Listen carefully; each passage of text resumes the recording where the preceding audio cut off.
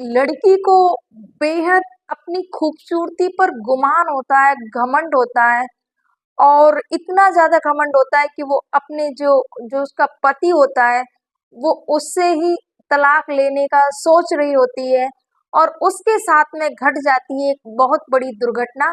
तो क्या है वो? आइए पूरी स्टोरी में चलते हैं। आप सभी को मेरा प्रणाम। मैं सरिता राठौर, स्वागत है आपका हमारे इस यूट्यूब चैनल पर। फ्रेंड्स प्लीज अगर चैनल पर नए हैं तो प्लीज सब्सक्राइब कर देना और वीडियो को लाइक कर देना। फ्रेंड्स ये जो स्टोरी आज की मैं बताने जा रही हूँ एक ऐसी लड़की की जो कि एमपी की रहने वाली होती है।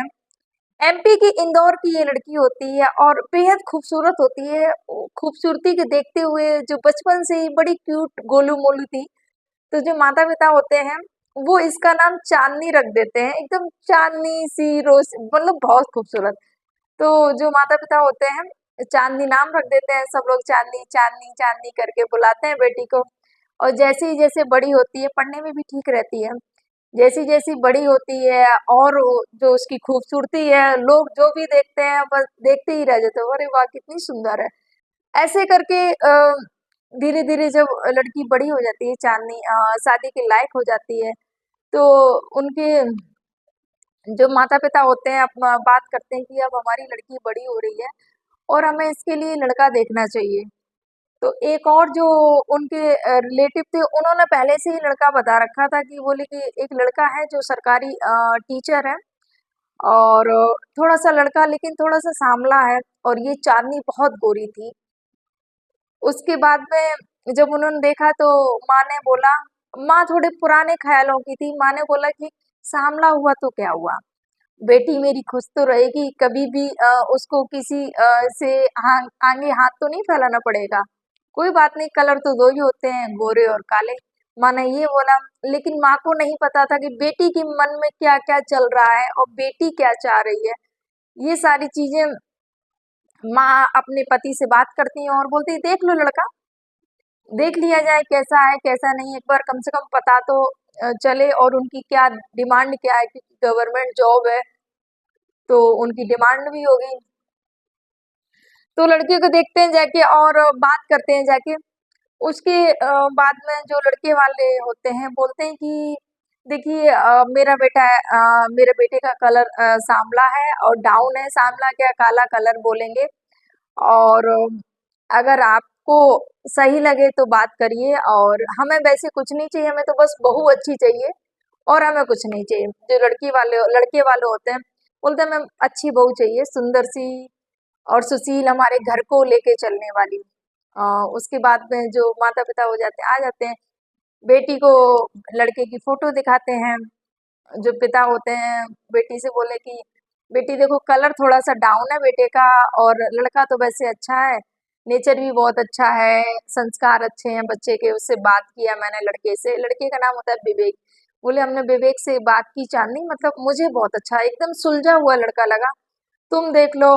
तो चांदनी फोटो देखती है, बोलती कि ये लड़का ये तो बहुत काला है पापा। तो पापा ने जवाब दिया, वहां पर माँ भी बैठी हुई थी। पापा ने बोला बेटा काला है तो क्या हुआ, संस्कारी है, एकदम सुलझा हुआ लड़का है, बात करोगी तो बहुत अच्छा है। और जीवन में क्या चाहिए, और सरकारी जॉब कर रहा है, कभी तुम्हें किसी के आगे हाथ नहीं फैलाना पड़ेगा, तुम दुखी नहीं रहोगी। ये सारी चीजें जीवन में आदमी देखता है। और मैं बहुत सुंदर को तुम कर दूं जाके, वो कोई काम ना कर रहा हो, शराब पीता हो और वो सब शादी के बाद में आके तुमको मारे, और बहुत सुंदर हो, तो ऐसी सुंदरता का भी क्या करोगी बेटी। ये सारी चीजें माता पिता समझाते हैं बेटी को। चांदनी फिर बोलती ठीक है, जैसा आपको सही लगे आप वैसा करिएगा। उसके बाद में वो लड़कों वाले से बोल देते हैं ठीक है आप आइए लड़की देखने के लिए। उसके बाद में जो माता पिता होते हैं वो जाते हैं लड़की देखने के लिए। लड़की वैसे ही बेहद खूबसूरत थी, जो भी देखता था देखता ही रह जाता था कि इतनी खूबसूरत लड़की। उसके बाद में जब आते हैं देखते हैं लड़की, उनको पसंद आ जाती है, बोलते हैं कि हमें कुछ नहीं चाहिए, हमें तो ये आपकी बेटी बहुत प्यारी है, मुझे बस आपकी बेटी चाहिए, बाकी कुछ नहीं। तो पिता ने बोला कि बेटी तो हम देंगे ही, लेकिन जितना हमने सोच रखा है, क्योंकि हमारी एक ही बेटी है, जितना हमने सोच रखा है हम उतना तो देंगे ही। उसके बाद में शादी पक्की हो जाती है, गोद भराई होती है। गोद भराई होती है उस समय जो लड़की की सहेलियां आती हैं, लड़का भी एंगेजमेंट होती है, तो बोलती हैं कि यार क्या देखा तुम्हारे मम्मी पापा ने, लड़का तो कितना सांवला है और तुम तो कितनी गोरी हो, तुम तो कितनी सुंदर हो, और ये है वो है, और बहुत सारी बातें लड़की, तो लड़की फिर से कंफ्यूज हो जाती है वहां पर कि सारी मेरी दोस्तें बोल रही हैं कि सांवला है लड़का और मैं कहाँ वो कहाँ, और मेरे पापा पता नहीं क्या मेरी बात नहीं मान रहे हैं, बोल रहे हैं कि दुखी नहीं रहोगी और बहुत सारी चीजें। अब मम्मी पापा से बात करो तो बहुत सारी चीजें गिना देते हैं, बात सुनने के लिए नहीं तैयार है। और फिर माता पिता हैं तो उनकी बात हमें माननी भी पड़ती है। माता पिता हैं वो जो सोचेंगे अच्छा ही सोचेंगे। तो वो सारी चीजें जो चांदनी होती है अपनी सहेलियों को बोल देती कि यही सब है। उसके बाद में शादी का टाइम आ जाता है, बहुत अच्छे से शादी की तैयारियां चल रही होती हैं, दोनों घरों में धूमधाम होती है। और इधर भी चांदनी के यहाँ पर भी जो माँ होती हैं सबको बताते हुए खुशी होती है उनको कि मेरा जो लड़का, मेरा जो दामाद है वो सरकारी टीचर है। और बहुत अच्छा लग रहा है, सब लोगों ने बोला बहुत अच्छी बात है, आपको सरकारी टीचर मिला है, खुशी की बात है। उसके बाद में शादी जब अ, बारात का टाइम हो जाता है, जब लड़का फिर दरवाजे पर आता है तो और स्वागत किया जाता है, बहुत अच्छा सब कुछ। उसके बाद में जयमाला का समय आता है, जब जयमाला का समय आता है फिर से वही सहेलियां, और देखो तुम तो कितनी प्यारी लग रही हो, दूल्हा तो देखो कैसा लग रहा है यार, तेरा तो कहीं से जोड़ नहीं है, क्या देख के तू शादी कर रही है, और बहुत सारी चीजें। फिर से लड़की का फिर से उसका दिमाग खराब हो जाता है कि यार ये क्या हो रहा है मेरे साथ में, अब मैं इनको कैसे समझाऊं इन लड़कियों को। बोलती हो जाने दो, अब माता पिता करें शादी, होने दो बहन, होने दो, जो भी हो रहा है होने दो, कोई दिक्कत नहीं है। माता पिता का हमें कहना मानना है, माता पिता के हिसाब से ही चलना है। उसके बाद में शादी हो जाती है, फेरे हो जाते हैं, विदाई हो जाती है, लड़की अपने घर चली जाती है, ससुराल जाती है। तो ससुराल में बहुत अच्छे से रहती है, सबका मान सम्मान और बहुत अच्छे से।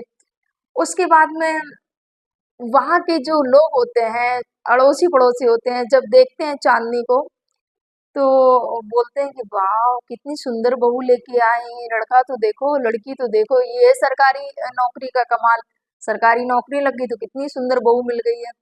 उसी में से एक लड़का दूर का था, वो उसका घर में आना जाना होता है और बोलता है अरे भाभी जी कितनी सुंदर लगती हो आप, और बहुत सारी चीजें हैं, मतलब बोलता है कि चांदनी ऐसे ही हंसी मजाक में ले लेती कि अरे देवर लगता है, चली कोई बात नहीं।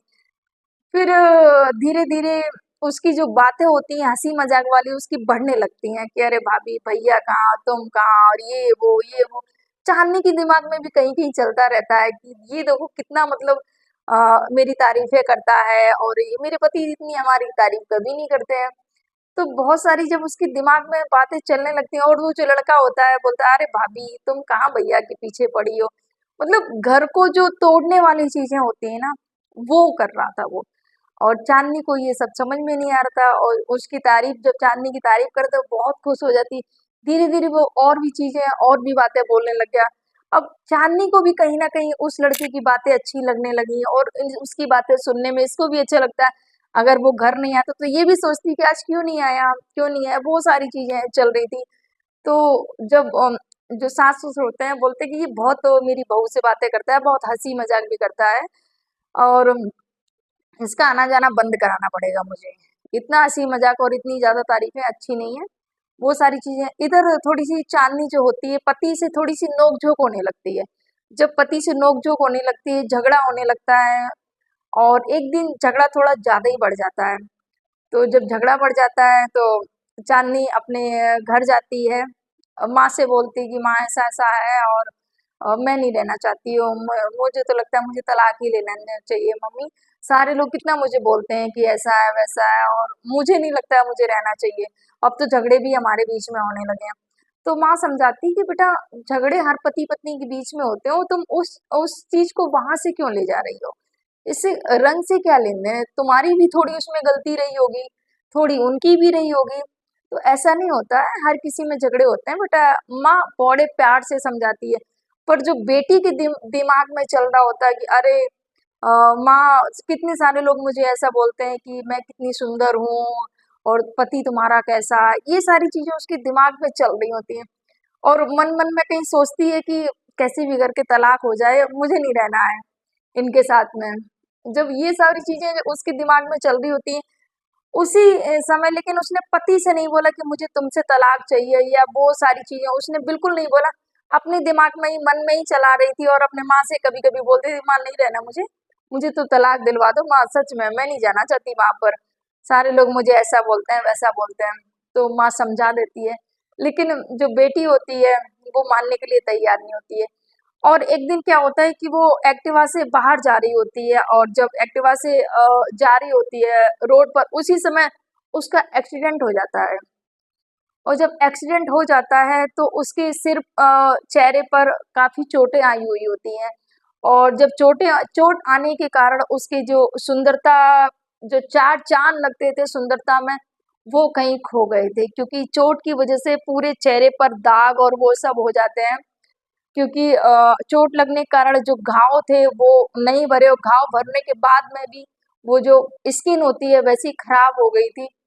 उसके बाद में जब पति को पता चला कि पत्नी का एक्सीडेंट हो गया है, सोचिए जो पत्नी सोच रही थी कि मुझे इनके साथ नहीं रहना है, मुझे तलाक देना है या जो भी, जैसे ही उस पति को पता चलता है कि मेरे पत्नी का एक्सीडेंट हो गया है, वो स्कूल में था उस समय, और जैसे ही फोन आता है सर से बोलते हैं कि सर मुझे जाना है और मुझे छुट्टी चाहिए, कम से कम 10-15 दिन की छुट्टी चाहिए, मेरी पत्नी का बहुत ज्यादा चोट आई है, उसकी हालत सही नहीं है।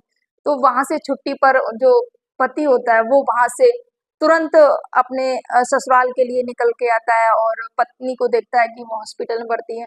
उसके चेहरे पर बहुत ज्यादा चोट आई हुई होती है। और जब पत्नी देखती है पति को कि पति थोड़ी ही मतलब 1-2 घंटे में ही पति वहां पर पहुंच जाता है, तो पत्नी की आंखों में आंसू आ जाते हैं। और क्योंकि उसको पता था कि उसके चेहरे पर बहुत ज्यादा चोट आई है, उसकी जो सुंदरता थी वो कहीं ना कहीं सारी खो गई है उस चोट के कारण। तो जो चांदनी होती है वो रोने लगती है पति को देखकर। तो पति जब आता है तो देखता है तो बोलता है क्यों रो रही हो।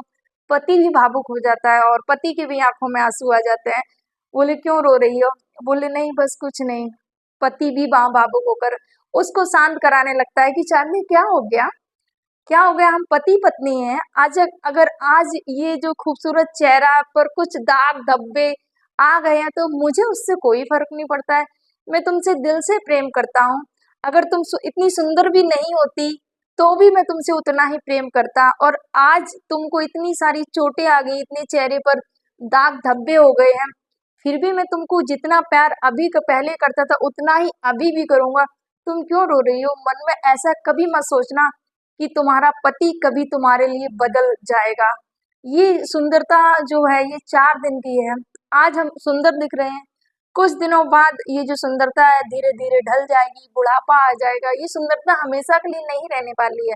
लेकिन जो दिल की सुंदरता होती है, जो मन की सुंदरता होती है, ये जीवन पर्यंत रहती है। चांदनी ये क्यों नहीं तुम मानती हो। जब ऐसा जब पति ने के शब्द थे तो पत्नी और जोर से रोने लगती है और उसको गले से लगा लेती है कि मुझे क्षमा कर दो, मुझसे बहुत बड़ी गलती हो गई है विवेक। मैंने तुम्हें मतलब नहीं पहचान पाया, मैं तुम्हें नहीं समझ पाई कि सच में सच्चा प्रेम तो यही होता है। चेहरे से, खूबसूरती से कोई लेना देना नहीं होता है। इंसान जब दिल से किसी से प्रेम करता है तो ये सारी चीजें मैटर नहीं करती हैं। ना वो देखता है कितनी खूबसूरत है, और सच में जो खूबसूरती पे मरा वो प्रेम ही नहीं है। वो कैसा प्रेम, क्योंकि आज कभी भी बोलते हैं ना कि कभी भी खूबसूरती पर और वक्त पर कभी घमंड नहीं करना चाहिए। पैसे पर कभी घमंड ना करना चाहिए और ना ही कभी खूबसूरती पर घमंड करना चाहिए। क्योंकि एक उंगली जो सिग्नेचर होता है ना, बोलते हैं ना नेचर और सिग्नेचर कभी भी बदल जाते हैं, वैसे ही खूबसूरती है। एक चोट लगने पर चेहरे की जो सुंदरता है वो बिगड़ जाती है दोस्तों, ठीक है। और एक उंगली की उंगली पर थोड़ी सी चोट लगने पर जो सिग्नेचर होता है वो बदल जाता है। और अगर चोट दिल पे लगे तो इंसान का नेचर बदल जाता है, और ये बिल्कुल सत्य है। इसलिए कभी भी अगर आप ऊंचाइयों पर चढ़ रहे हैं, आगे जा रहे हैं, तो कभी भी गुमान मत करना, कभी भी घमंड मत करना, क्योंकि ये कभी भी एक जैसा नहीं रहता है। कब आप अर्श से फर्श तक पहुंच जाएं, कभी कब आप फर्श से अर्श तक आ जाएं, ये कभी किसी को नहीं पता है, तो कभी भी घमंड नहीं करना चाहिए, फिर वो खूबसूरती हो या पैसे का या किसी चीज का भी, क्योंकि ये संसार में सब कुछ नश्वर है। जो भी भगवान ने जीवन दिया है उसको सुखपूर्वक व्यतीत करिए एक दूसरे के साथ में। यहाँ पर जो विवेक और जो चांदनी इतनी, अगर शायद चांदनी को ये चोट ना लगी होती तो चांदनी शायद कभी विवेक का जो प्रेम है उस चीज को कभी एहसास ही नहीं कर पाती कि सच में प्रेम क्या होता है, सच में असली खूबसूरती क्या होती है। तो फ्रेंड्स, कैसी लगी आपको हमारी ये स्टोरी? अगर थोड़ी सी भी अच्छी लगी हो तो प्लीज शेयर कर देना और वीडियो को लाइक कर देना और चैनल को भी सब्सक्राइब कर देना। फ्रेंड्स, ये स्टोरी सुनाने का उद्देश्य किसी को आहत करना नहीं था, किसी को परेशान करना नहीं था, बस आपको ये बात आप तक पहुंचानी थी कि असली सुंदरता क्या होती है। फ्रेंड्स, आप सभी को मेरा प्रणाम। जय हिंद, जय भारत, जय सिया राम।